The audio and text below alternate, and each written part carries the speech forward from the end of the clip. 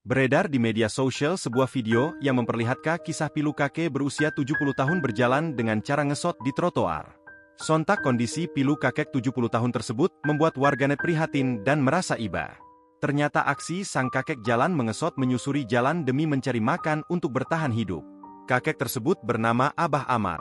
Setiap hari ia berjalan dengan cara mengesot atau menggunakan bokong dan tangan lantaran kakinya tampak kaku dan sangat kurus. Belakangan terkuak penyebab Abah Amar tak bisa berjalan normal. Bukan cuma itu, kehidupan nelangsa Abah Amar di masa lalu pun ikut terungkap. Dalam postingan terbarunya, akun Sayap Hati membagikan kisah pertemuannya dengan Abah Amar beberapa waktu lalu.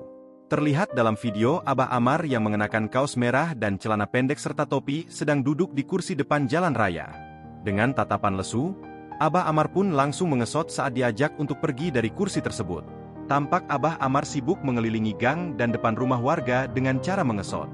Usut punya usut, berjalan-jalan dengan cara mengesot rutin dilakukan Abah Amar setiap hari lantaran ia harus mencari makan untuk dirinya sendiri. Selama bertahun-tahun Abah Amar rupanya hidup seorang diri tanpa anak ataupun istri.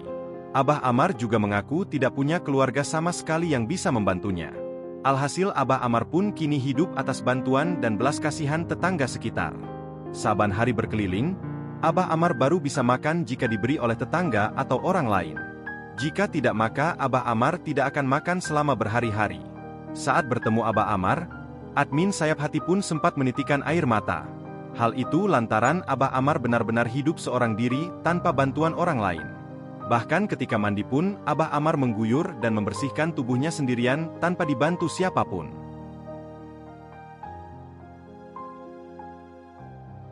Download Tribun X sekarang, menghadirkan lokal menjadi Indonesia.